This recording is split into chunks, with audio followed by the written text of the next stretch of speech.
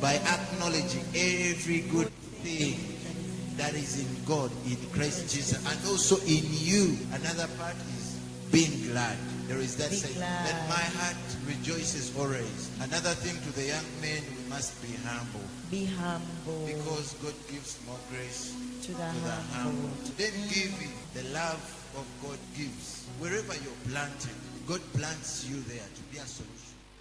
I want to encourage the young ones that I think it's not so good to date for long. You know, you will date, you come out of school, and then you get a job, and then he is renting somewhere. You will not also rent somewhere. Okay, you will start by renting somewhere. Then before, you know, now you are adults. Yeah. No one is supervising your movements. You're done at school. So you will start visiting each other. You start taking yourselves out, and you are too intimate people. Some people up to now, that when you have a function where there are a lot of people, then it is an honorable one. It's an honor with a lot of food. Yes, but as of today, someone can do kuchala with just a few members of the family, and once the parents have agreed, they give them a letter to take them to church. Yeah. As long as you harmonize with the dowry things, you're given a letter, you take it to church with your priests, with your witnesses. They want two witnesses. Maybe you can have a matron and a best man as witnesses. Make things right before God. That is the goal. You need to count the cost. You need to also know, to have information about the field you want to do the business in. Yes. Because you may have money, but you enter a field you don't know about, or you have scanty information. Yes. Definitely that is a failure. So it is about money, yes, but also knowing exactly what goes on into that field. Those two can support you to maneuver in there. So how much capital you may need, I think it depends on the field that you are entering, but also the information you have about it. Yes. So I just want to encourage us that whatever you have, if you have something somewhere, they were asking, what do you have in your hands? Yes. Please use what you have, use it, and don't take advantage. Don't abuse what the trust people have given you, and the rest leave it to God. Yes. Always seek God, put God first, and He always comes through.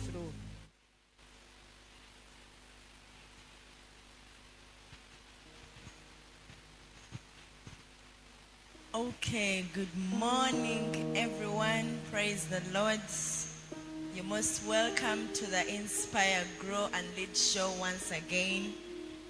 Being brought to you live by Arete Church, the Jesus Movement, here at the Mukono Auditorium. Wow, it's such a very great day that the Lord has made for us, and we shall be glad and rejoice in it. If you are watching us for the very first time, you have tuned in for the very first time, you have done the right thing. And if you have been always watching us, welcome.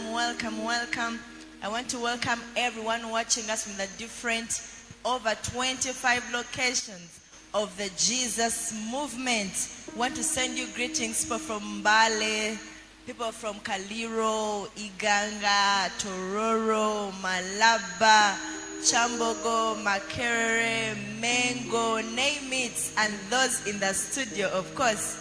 We send you greetings. You are most welcome. Today is such a beautiful day. The Lord has loved us so much and has brought us someone that has been with us for quite a long time. He's a son in the house. He's a very anointed person. He has been with Reverend from the start as the ministry was being started and launched. And he has been at some very one great point the personal assistant of the movement leader. And right about now, each and everyone that is watching us, please share the link.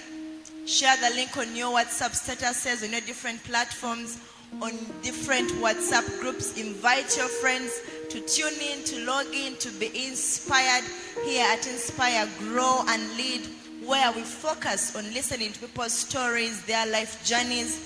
We get inspired, grow in different aspects of life, and there in turn, we expect each and every one to grow and expand their leadership capacities wherever they are leading at. So right about now, I'm kindly inviting you and requesting you to please invite your friends.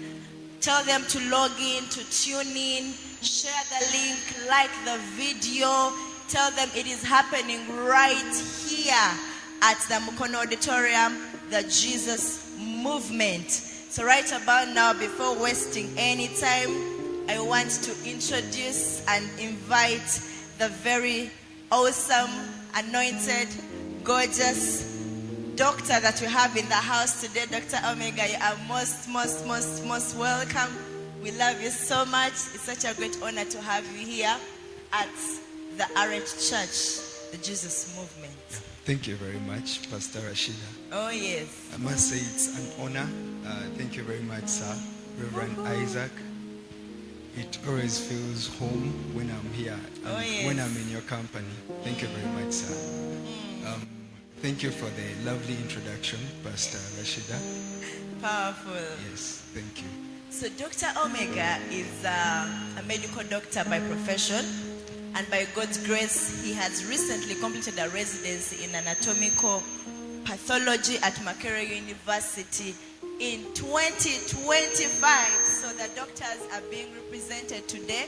We have always been taking care of the lawyers, the business people, the farmers, but today the doctors are being represented, and many are going to be helped by listening to his journey and his life story. So kindly tune in, make sure you pay attention, be very expectant. You're going to learn from the best that the Lord has given us today.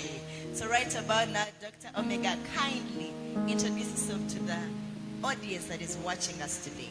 Okay, thank you once again. Like already mentioned, I'm called Omega Phillip. I'm a medical doctor by profession. Oh, yes. And by God's grace, I've just completed my residency in anatomical pathology. So what we really do, we diagnose disease. So we spend most of our time in the laboratory. The laboratory is hiding behind there. Yes. So we are not like the regular doctor who interacts with the patient, although that is where we start. Okay. So we have that background as well. Yeah. Then personally, I come from a family of 8. Powerful. I thought I've never had power of a family of 9 or more. Yes. I'm number 4 of the 8. Yes, and I'm called Omega because I was supposed to be the last born. But What happened? for some reason, I wasn't. We should change the name. No, we just have to proceed the way it is. Okay, let's just proceed. What to do? Yes. My academic journey, most of the time I studied in Kampala for the lower levels. Primary school, a school called Gaba Demonstration School. You probably have not heard about it. Okay, City Born. Mhm. Yes. Then after that, I went to a high school called Tropical High School in Kabalagala. That is in Makinde Division. After that, I moved to Mbale, where a lot of things happened, especially spiritually. I think that is where most of my spiritual journey really starts. Yeah, so from Mbale, I completed my undergraduate and I graduated as a medical doctor. After which I moved to Gulu, did internship, worked for a few years, then moved to Kampala for my Master of Medicine in Pathology. So briefly, that is it about my academic journey. Oh yes, that is so powerful. So as you've heard from Dr. Omega, he has said he had his started his bachelor from Mbale, and that is why he grew spiritually. That is why he was dining in. So as I remember, those days you were like the PA of Reverend, and then you were this great worshiper, and then when it came to preaching and teaching the word, you were like, Pastor Omega is coming on.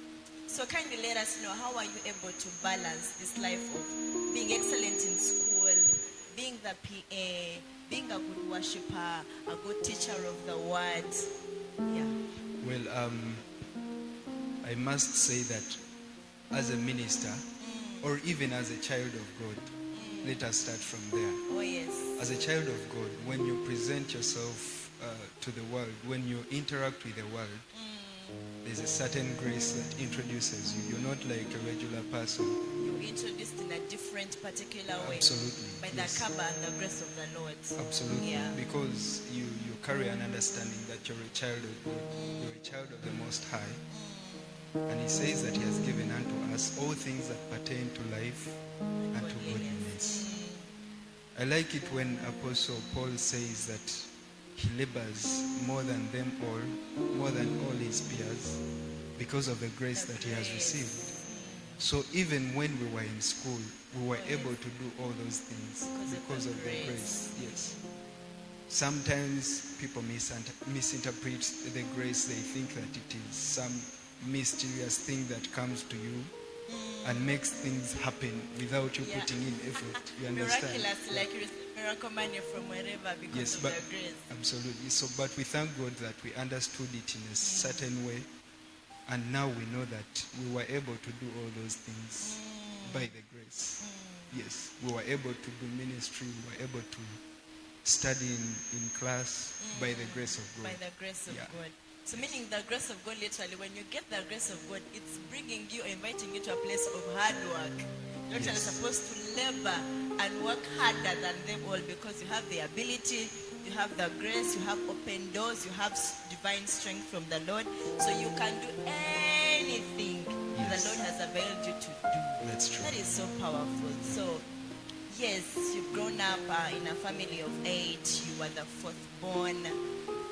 You went to school. So did you like literally have this vision of want to become a doctor, or were you cajoled? Because most of our parents, those days, knew that being a medical doctor is the best or one and only profession. Like my parents personally knew that being in the medical department is the best profession anyone can ever be in. Other things they mean nothing. So were you cajoled by your parents to join into the medical world, or did you like have a passion inspired by someone? Well, I would say, like any African child, especially us who were born in the 19th century, in the 90s, we cannot say that You had a choice. that we had a proper guidance, or we cannot say that we had things planned, which I would say would be the ideal. But I believe that for most of us in this region of the world, we became what we are, perhaps because the grades allowed. Oh, the grades allowed. Yeah, and I'm sure if you speak to the lawyers, if you speak to accountants, if you speak to mention any career that is regarded prestigious, they will tell you the same. So I cannot say that it was something that was planned. I remember when I was young, there are those moments our parents would ask us, what do you want to do? And I just remembered that one time I mentioned that I want to be a minister. Powerful. So you are studying to be a minister. Dr. Omega to be a politician. Mercy, Lord. That is so powerful. Yes. So basically that is it. It wasn't something that was planned, but sometimes when I sit down and I start to remember how things have been happening, I come to an understanding that yes, in as much as we may plan, sometimes, most of the times actually, the hand of God goes ahead of you, has the plans already set for you. Yes. So as you're making your own plans, is laughing and like, haha, no. Sometimes God has something better for you. That is so powerful. So you make your own plans, and the Lord literally has His own plans for your life, and then your grades had to just make a way. Like, even though you wanted to become the doctor and the grades are not grading, you wouldn't have to. So those that want to be doctors, please let your speak for you, because it's one of the things that can permission to become a medical doctor. Yeah, the grades matter a lot. So those that are studying, please study very hard. Your grades matter a lot. So yeah, then you finish medical school, you go for internship in Gulu, right? So most cases, this 1 year of internship is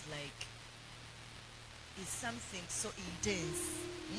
So how do you cope up remaining a born again, remaining a good Christian, and then you are dealing with with the life of being an intern? It's fixed day in, day out.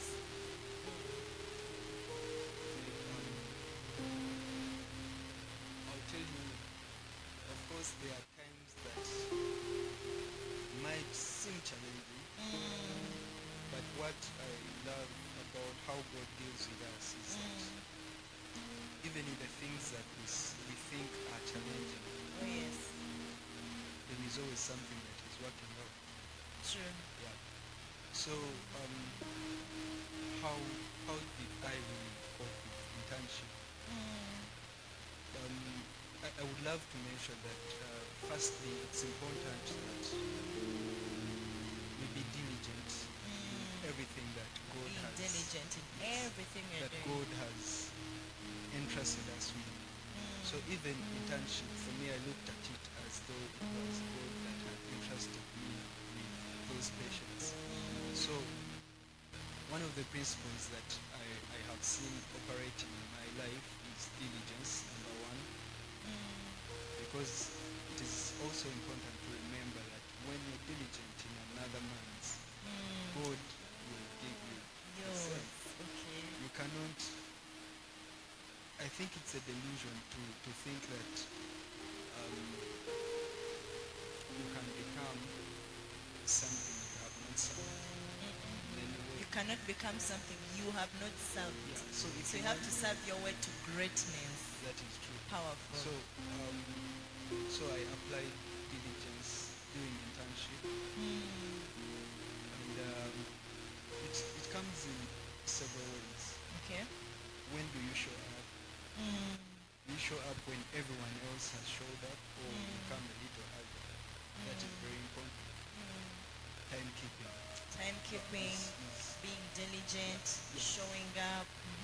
So all that is under the bracket of diligence. Then, secondly, are you willing to go beyond the time that has been stipulated To go an extra mile. Are you willing to go an extra mile? You do more than you're expected to do.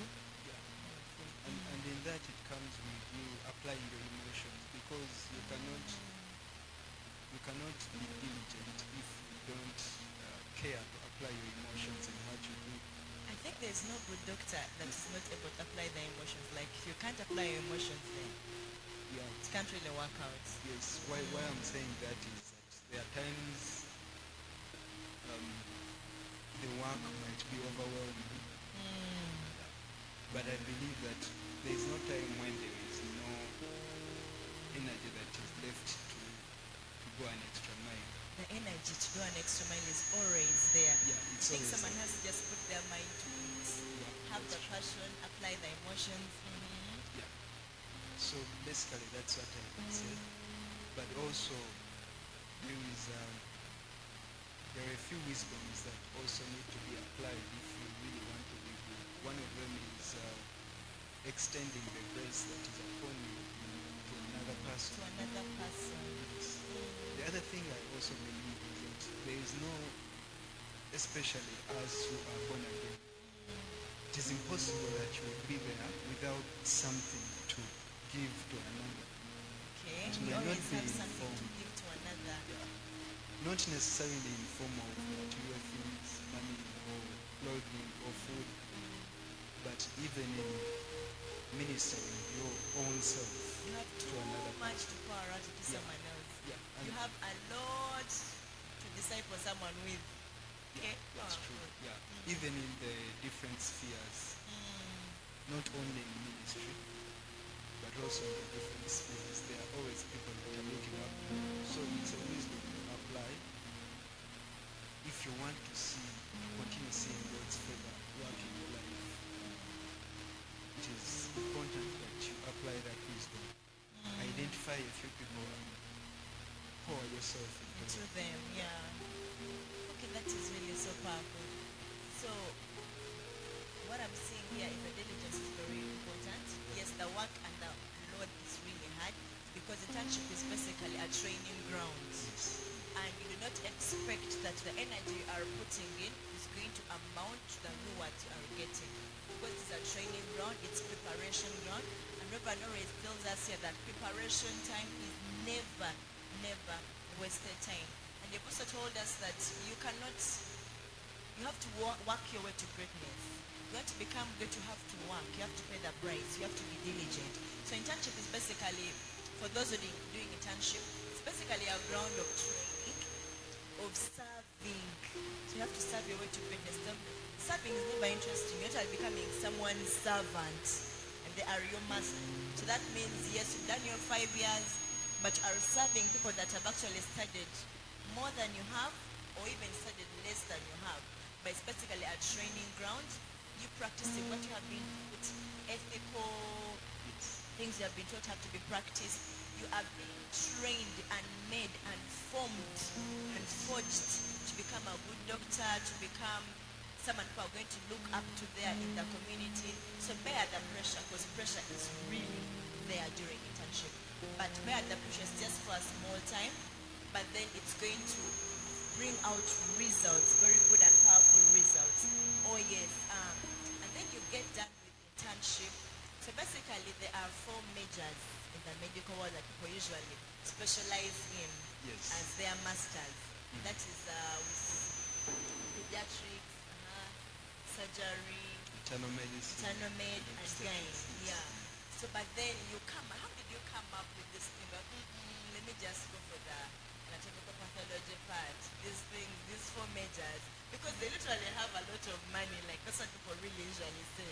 That surgery has money, gyne has a lot of money, and for pediatrics, there's a lot of money there. But then you're like, I'll not do the 4 majors or any of the 4 majors. I have to just go the other way around and opt for pathology. What is this pathology all about? Why is this pathology? Okay, that's a beautiful question. I would say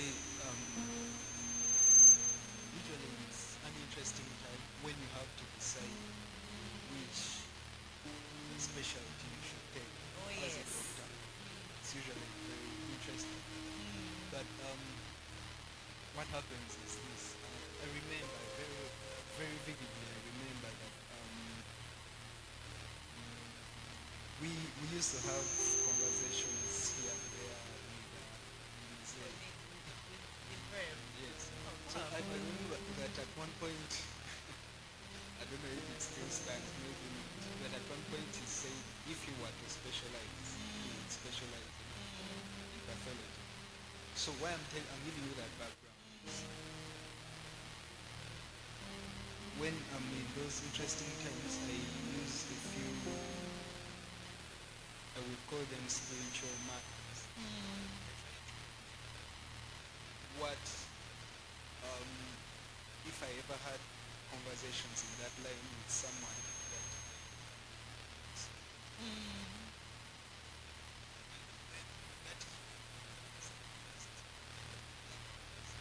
So one of the markers you used was having a leader over you, a father, a covering, and then you get their advice and you consult from them. It's one way. It's powerful.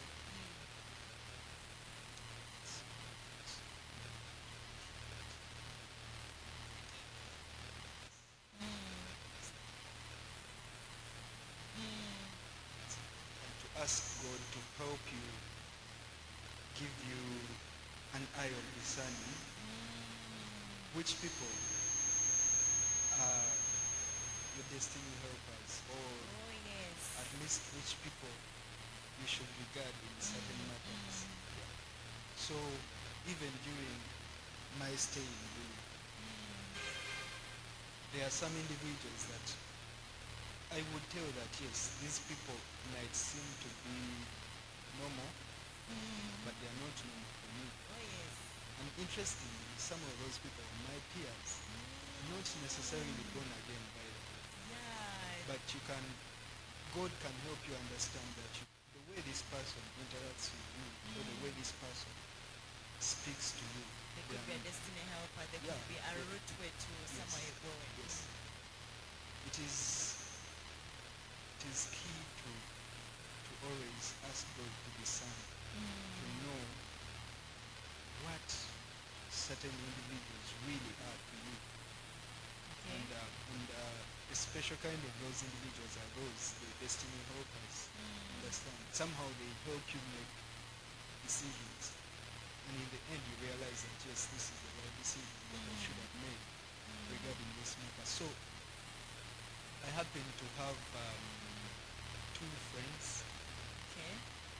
colleagues, the same levels. So that tells you that someone that you listen to does not always have to be Above above you, only, yeah. They can Sometimes actually be at they the same can be- level with you. or even Below, below yeah. in the eyes of men.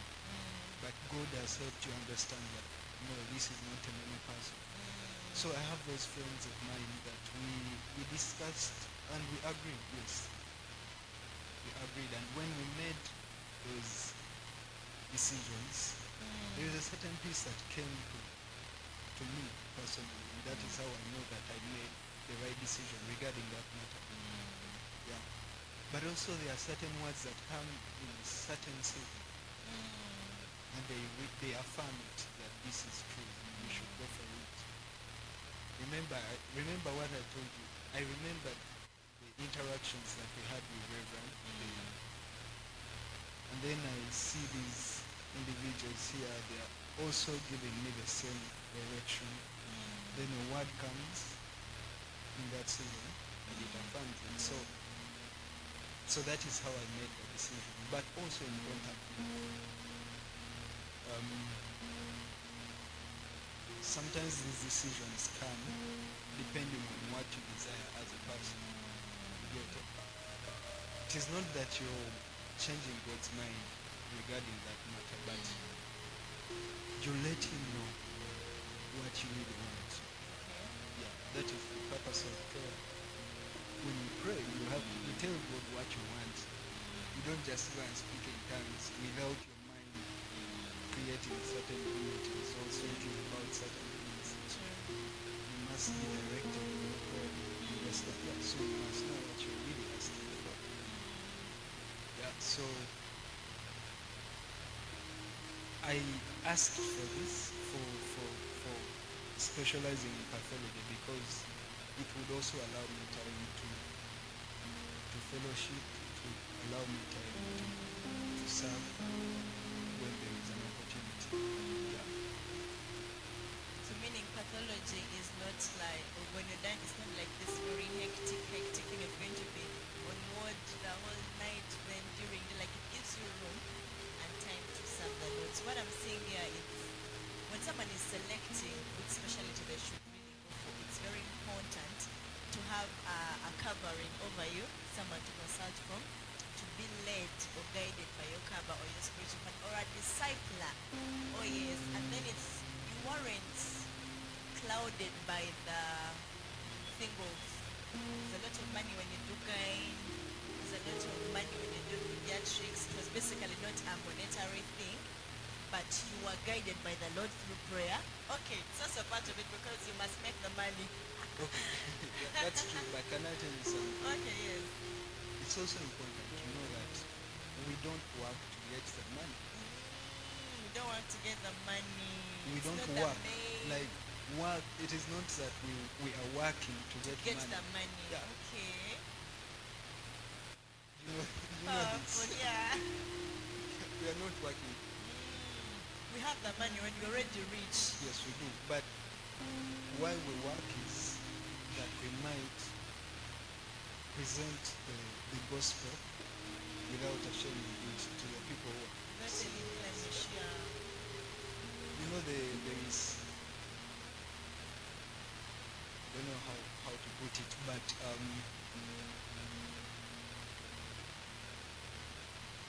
there are so many rewards that you get when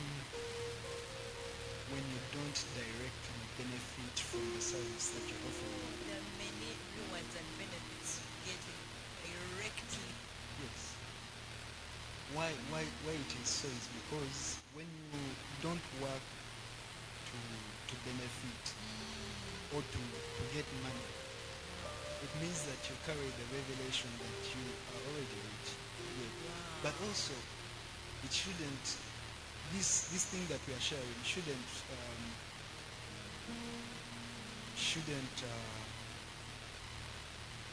cause you to think that for that reason certain individuals should take advantage of you. You should know that there are those kinds also in the world. Yeah? But well, sometimes we don't have control over them, but God knows how to deal with them. Sure. So most importantly is to know that we don't work to get some money. We are rich already. Oh, yes. Oh, there's something I'm picking here. I don't know if you guys have picked it.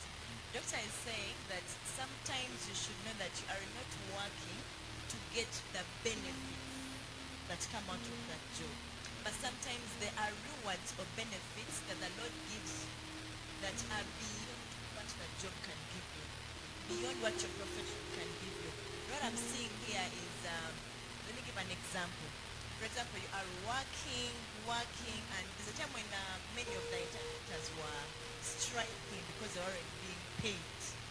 Now, I remember that season, Reverend was telling that intern doctors that were on scene at that time, that don't join the people striking, keep doing the work. Now, many of the intern doctors all over the country stopped working, they were striking, they needed a salary increment.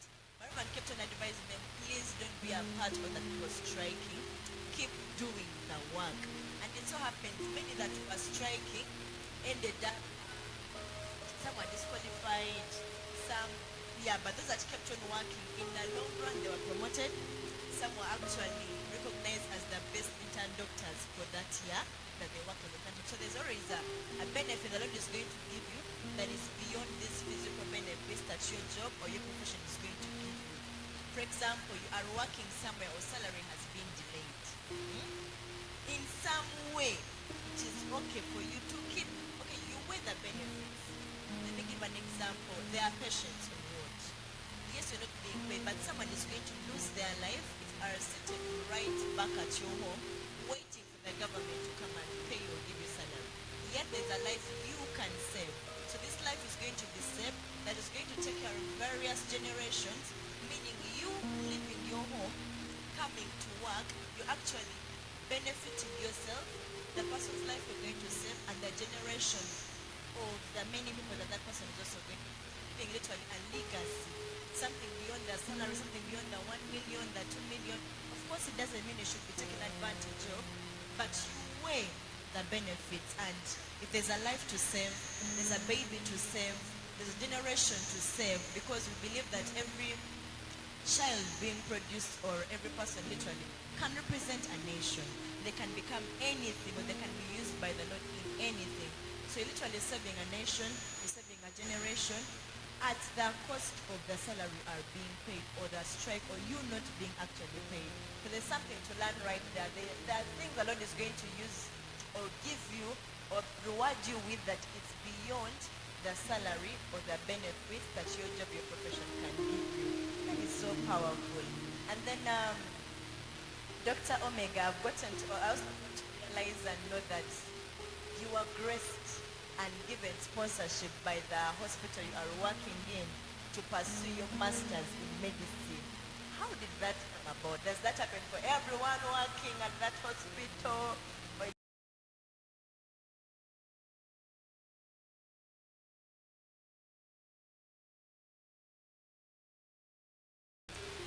I would still say that it is the grace of God. the grace of God? Was everyone given? Did No, everyone have that grace? Not everyone, but well, what I will tell you is we shall go back to where we started almost. Okay. That when we say it is the grace of God, we know that the grace comes first, then we work,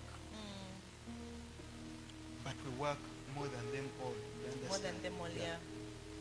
But also we carry in mind that the system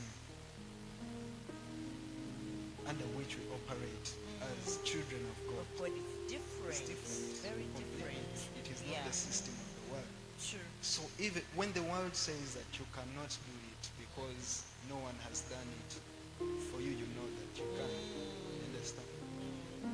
When the world says that for you to get to this university, you must pay Bribe. a certain bribe to this Yeah. office, you know that there is a way to do it Without paying the bribe, Yeah, because you are a child of God. and you know it. You're not hoping that it will be. But Oh, you know. yes. You understand? So you have to think on such truths. You think on them, you let them preoccupy your mind, especially when you want them to work in that period. So I remember a few months before when I learned that I was supposed to go, Oh, yes. I knew I had to go. You knew you had to Yes. go. So before you continue with that, Yes. are these, okay, is there a criteria they followed to be like, no, it has to be this one who has to go for, who has to get this bursary, or? Yeah, of course they would look for the best performance and So tell us about that. okay. So I happen to be one of the best interns. Powerful, the best interns during your year. So they would assess, and their assessments were they would do interviews with the patients, also interviews with the peers and the supervisors. And you are chosen as the best. Yes, Even the patients. yes. Powerful. Yeah, but remember all that. Number one is to see that you don't shame the gospel. You understand? Yeah. It's not that you're competing with anyone. No. You're bringing out your best as an individual to represent the gospel. Oh, yes. Yes. So basically that's what happened. Yeah. But let me tell you that it might seem that there were no challenges, but there were challenges. In the Even- process of getting the bursary, Yeah. okay? Even the admission. But I knew I was supposed to. Tell us about those challenges. What happened? For the admission, I remember the first admission list. Maybe before you go to the admission. For the, okay. I remember I had saved up some money. My money to go and start life in Kampala. After spending 3 years in the village. Now I'm going to Kampala, so I'm telling myself I It's need not really a village, it's a city. Okay. So I had saved up to around 6 million. Then Most interns squander all the money, but you did save. Yeah. Okay, powerful. I remember thieves broke into my house and took all the money, all the 6 million. Yes. Thieves broke into your house, took all the 6 million. So you kept the money in the house. For some reason they knew when we had a savings group and when it was my turn now to receive the money, I got the money. So before now going to the bank, that very Mercy, money mercy. was taken. But I liked it that way because yes, That way, when Dr. they Omega. first listen, Okay. when they took the money, I want you to, the people who are listening to us, I want you to know that every time you get a challenge, just know that God is up to something greater. Powerful. God is up to something greater anytime you get the challenge. Yes. Okay? So you are excited, you are happy, you're like, Yes. something bigger is coming. I was very happy. I was like, okay, let Cha, it cha, come. Yes. So that happens before the admission list is actually out. So the first admission list comes out, and my name is not there. Yes. Okay. But remember, The money has been taken, the First list admission is list, out, my name is your not name there. is not there, but I know that I have to go. but you still have the faith that you have to go. Over what means you have to go. Yes. Yes. So what happens after that? I remember, for me, instead of seeing my name on the admission list, I instead got an email from the university Okay? with a provisional admission letter. Mercy. Without your name being on the list. Yeah, and that Okay. was one day to the reporting date. Ah, Yes. So wait, all these days your name has not come out, the money has been taken, Yes. you still have the faith. Yes. Yeah. So that is the reassurance that I'm telling you that we have as children of God. special. Yes. When you receive a word from God and you know that this is how it should be, you're sure it is going to be like that Mercy. in all aspects. You understand?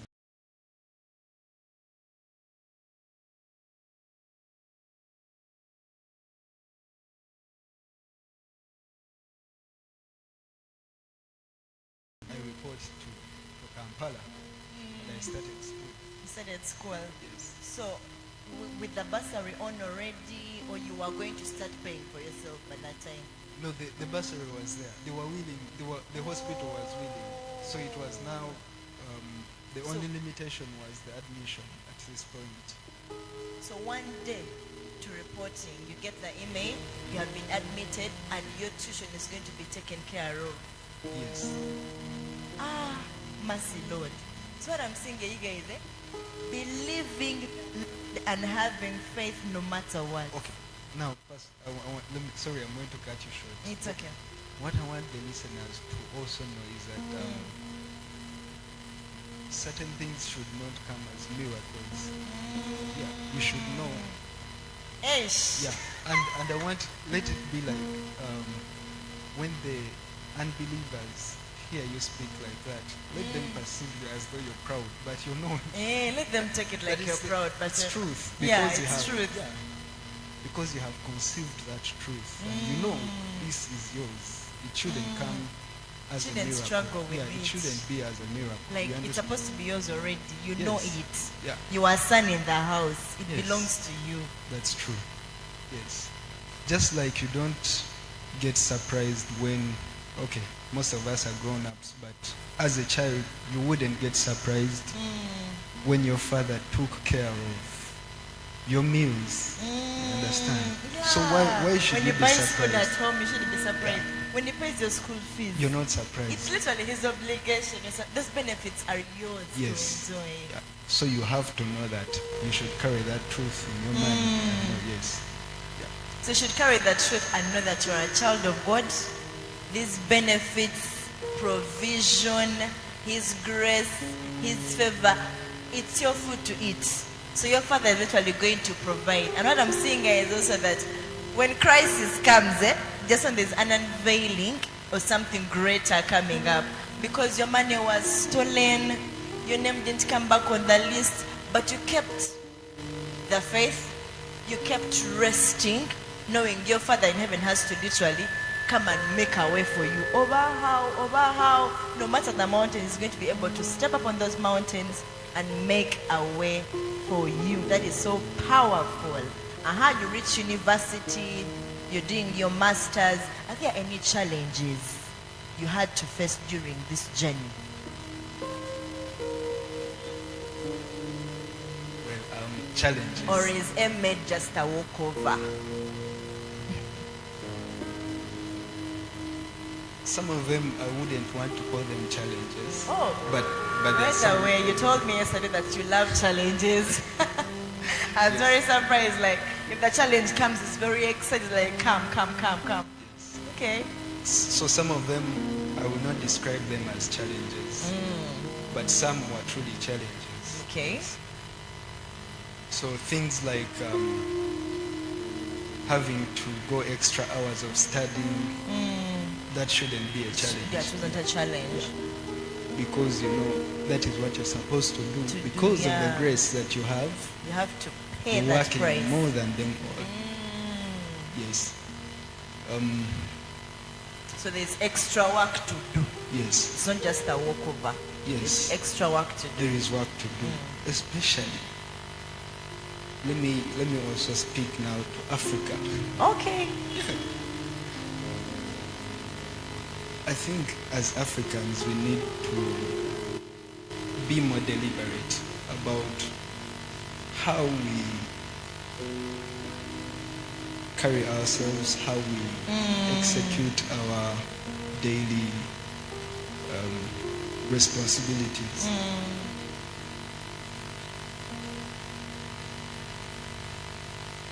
we, beyond, well, people argue that it is because of colonization and so on and so forth, which is partly true, but it should come back to us as individuals, especially the younger generation. The younger Yeah, generation. if you want to change certain things, we have to start looking at life in a different way. Okay. We need to apply ourselves a little bit more to the responsibilities that have been given to us. And it's also, why I'm saying that is because not so many of us Africans are learned. Okay. Yeah. So we that are learned, let us Have a difference. Strike a difference. Yeah. do the best, apply ourselves a little bit more, and it is Colleagues. these are the opportunities that should favor you, or that should make you more visible. Yeah. So, but the beauty is I already knew why. So when it would come, I would actually be excited.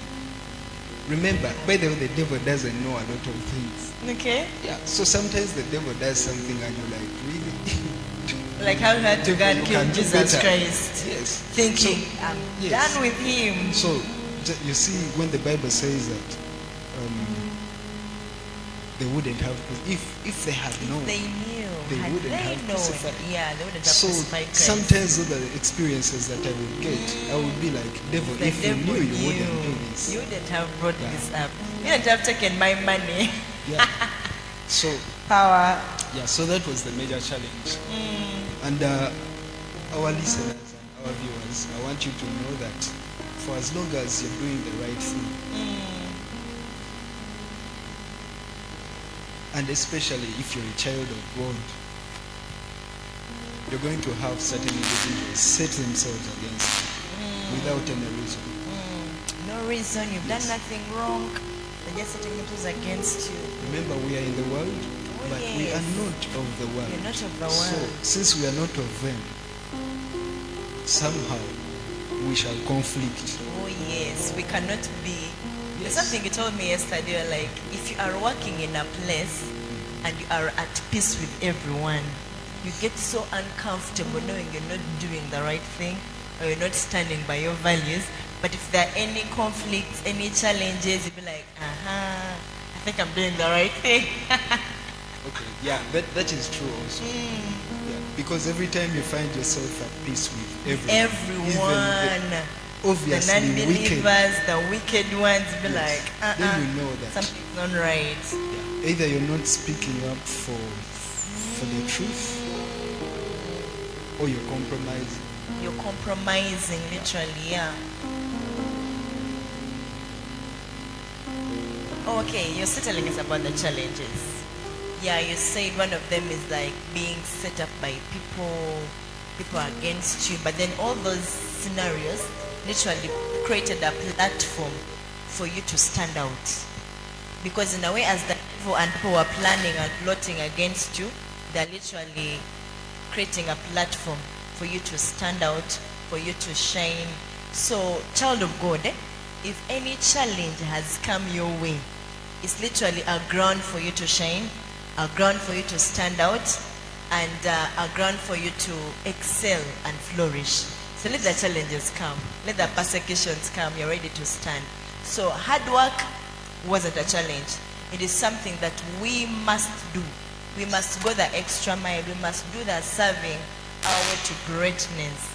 Okay, so you are done with M-Med and there's a job already. What is that?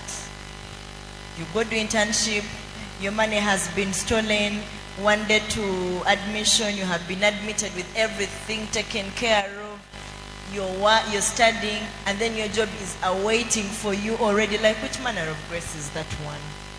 So you go back to work. So how is this journey of being a medical doctor in the profession, in the field. Tell us about it. How is that journey of being in the field? Well,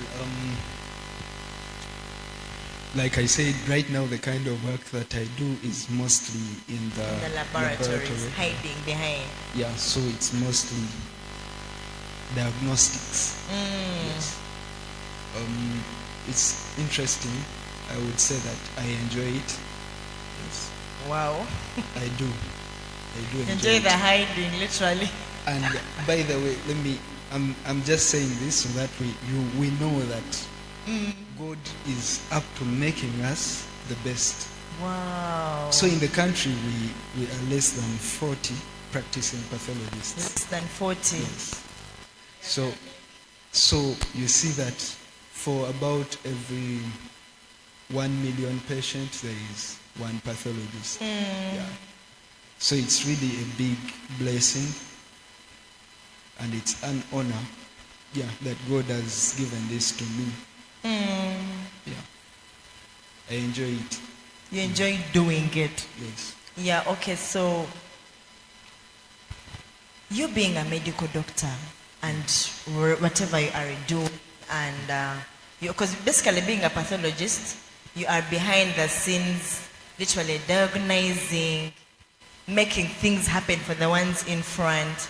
So in the medical world is okay, there's this expectation people have, knowing that when you are a doctor, you're like the richest person in the whole wide entire world.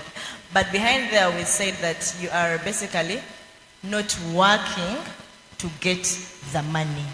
So when it comes to paying salary for someone who wants to become a doctor right there, is it what people are expecting when you become the doctor? You're like earning lots and lots of millions and billions because you're saving lives, or how is it? Well, yes, you would get a reasonable amount of money. A reasonable amount of money. Yeah, but again, like I said, one of the values that I believe that we should have is, well, if we really know that we are rich already, even before we work,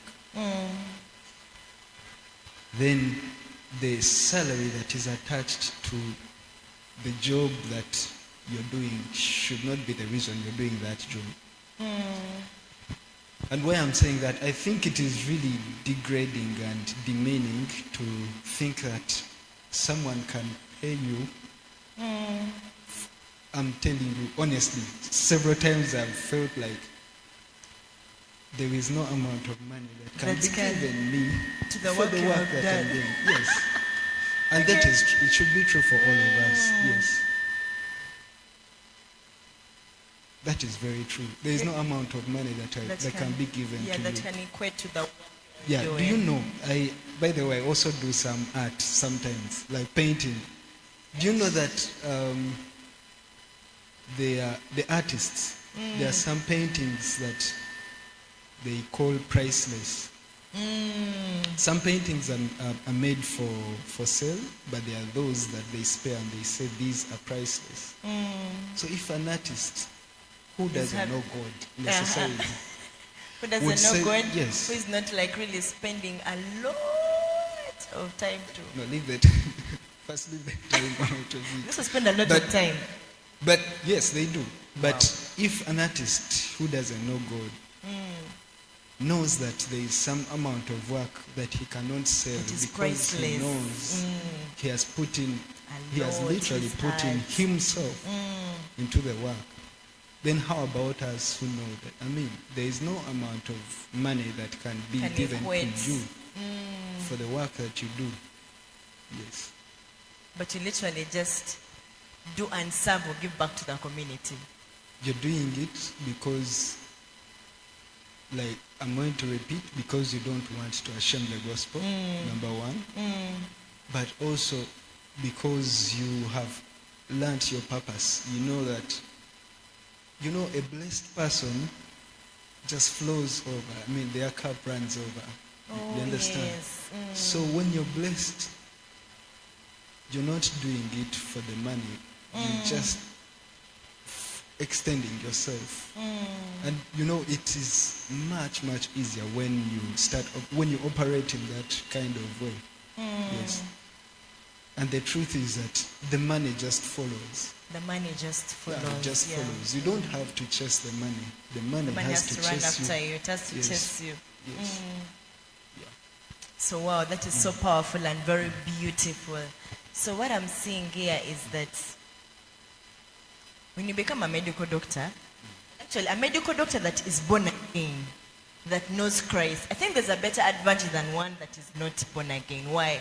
Because if someone is treating you and the medicine is not medicining very well, there's this advantage you have of this person is going to just believe their God, lay a hand on you, make a prayer, and you're going to get this supernatural healing that the medicine cannot do. So literally, there is no amount of money that can pay for that.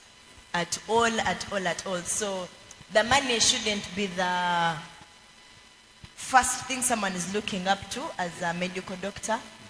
Yes, but it's also good and okay to have the money. You shouldn't be, shouldn't look down on you and, yeah, no. You also save that money. So it is possible to be a servant of God. It is possible to be a minister. It is possible to give your life wholesomely to the King of Kings and do this hectic one of a course, because medicine and surgery is like one of the most hectic courses. And we have an example to look up to. Our spiritual father is a medical doctor, and he managed to pastor various churches, mega churches, while he was still a student, even while in internship. He was moving from Mubende, traveling literally every weekend to Mbale, pastoring the church. And I think that's the period when the church grew mostly, like it had to like really enlarge and become a very, very big and mega church during that time, because the grace is sufficient, and this grace is for you to labor more than how other guys are laboring. And something I've also picked from here is that there are rewards the Lord gives you that are beyond the physical benefits your job, your profession is going to give you. That is beyond the salary, is beyond the allowances being given to you. So if you keep in it, you're faithful, you are diligent at it, you being diligent at your work as an intern gave you the benefits of being like your mate being paid for fully, and your job was already waiting for you. It's not because you gave them any form of bribe, but because you are faithful, you are diligent at your work, you are the faith bit of it also, you trusting the Lord and knowing that I am a child of God, and if things are not working out, my Father is going to come in any way and also pave a way for me. So one thing I'm also seeing is that you had a spiritual cover over you. Yes. And this spiritual cover literally helped you in directing your way or your path to what you should specialize in. So you didn't have to follow the peers of the whole bandwagon of Gain has a lot of money, pediatrics has a lot of money, but you were guided into the path that the Lord wanted you to be in and flow in. So for someone watching us who's a medical student, someone aspiring to do medicine and surgery, someone doing internship, or someone in the medical field already working, what remarks are you leaving with them as you are concluding this Inspire, Grow and Lead show this morning? Before. Oh, there's a question here. He spoke about it earlier, but you can, I think, expand. What do pathologists do? Okay, thank you for that question. Well, there are two major arms in anatomical pathology. Okay. The first arm is the diagnostics,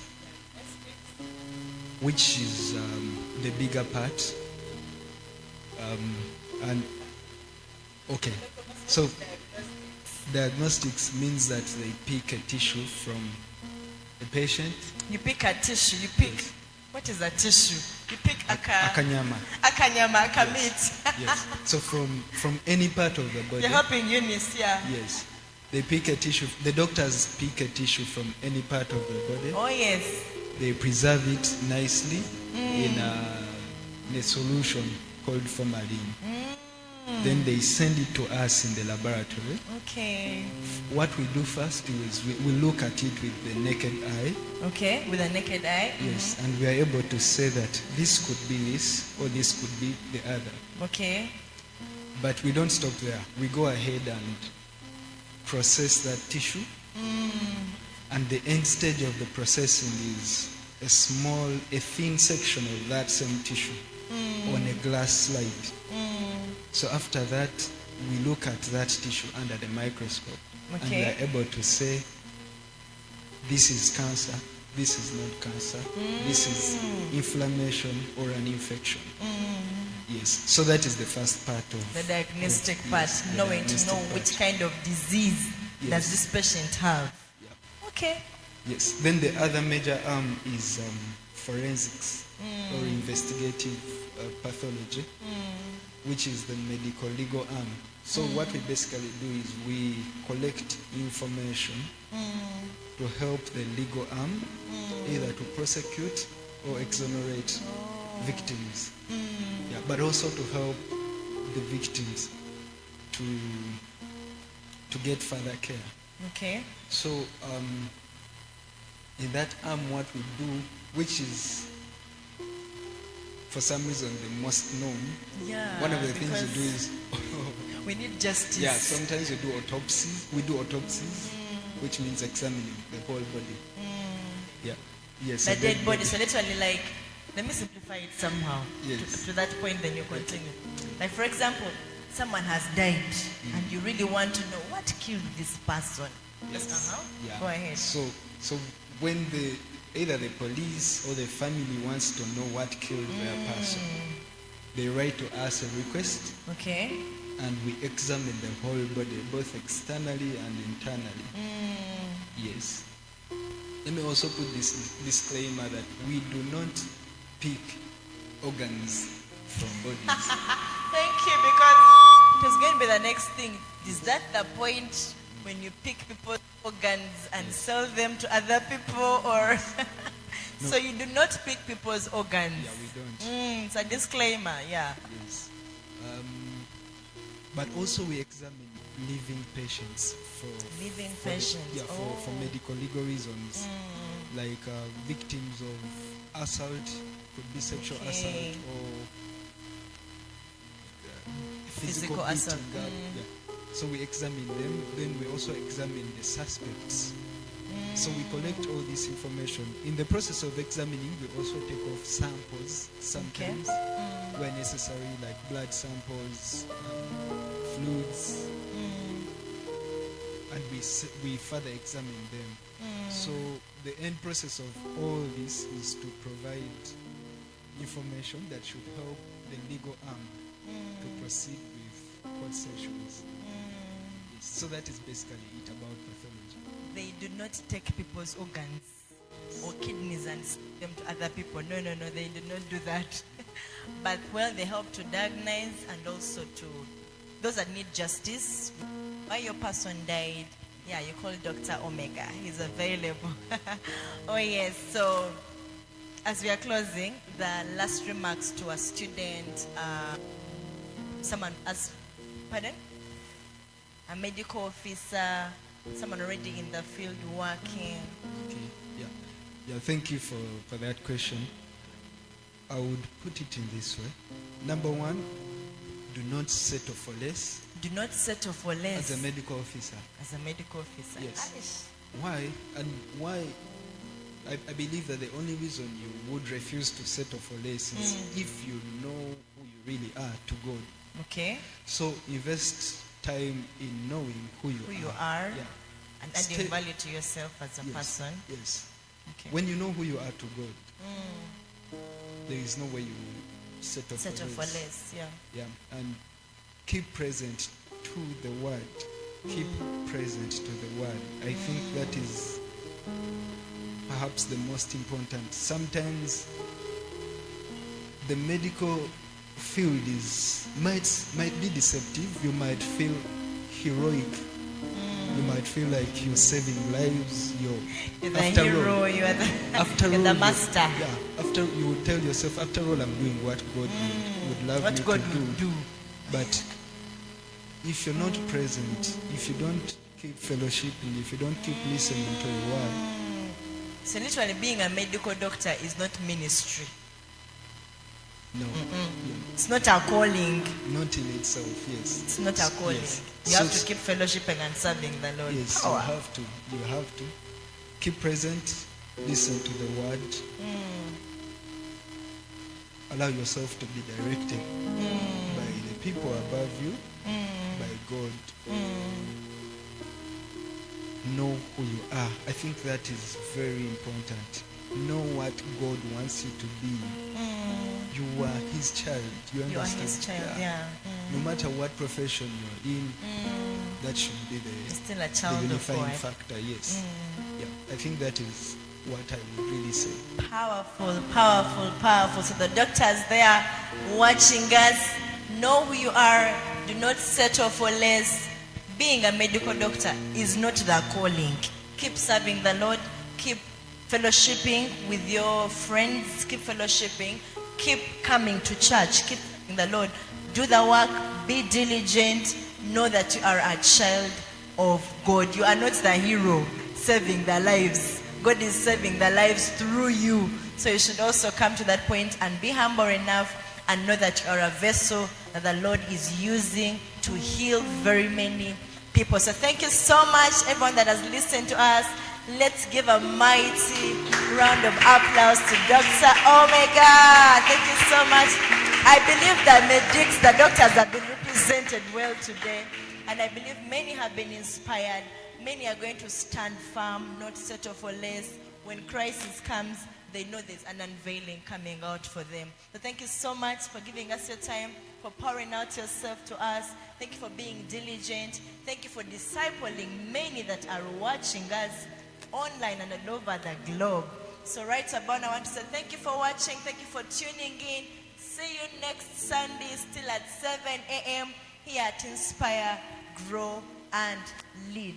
God bless you. Have a blessed morning. Let your flesh rest in hope every day, because hope can never put you to shame. I started speaking big when I was nothing. Philemon 1:16, he says that thy communication become effective by acknowledging every good thing that is in God, in Christ Jesus, and also in you. Another part is being glad. There is that Be saying glad. that my heart rejoices always. Another thing to the young men, we must be humble, Be humble because God gives more grace to the to the humble. humble. Then giving, the love of God gives. Wherever you're planted, God plants you there to be a solution. I want to encourage the young ones that they think it's not so good to date for long. You know, you will date, you come out of school, and then you get a job, and then he is renting somewhere. Also renting You will not somewhere. also rent somewhere. Okay, you will start by renting somewhere. Then before, now you are adults. Yeah. No one is supervising your movements. So you will start visiting each other. You start taking yourselves out, and you're too intimate. Some people up to now that when you have a function where there are a lot of people, then it is an honorable one. It's an honor with a lot of food. Yes, but as of today, someone can do Uchala with just a few members of the family. And once the parents have agreed, we give them a letter to take them to church. Yeah. As long as you harmonize with these dowry things, you're given a letter, you take it to church with your priests, with your witnesses. They want two witnesses. Maybe you can have a matron and a best man as witnesses. Make things right before God. That is the goal. You need to count the cost. You need to also know, to have information about the field you want to do the business in. Yes. Because you may have money,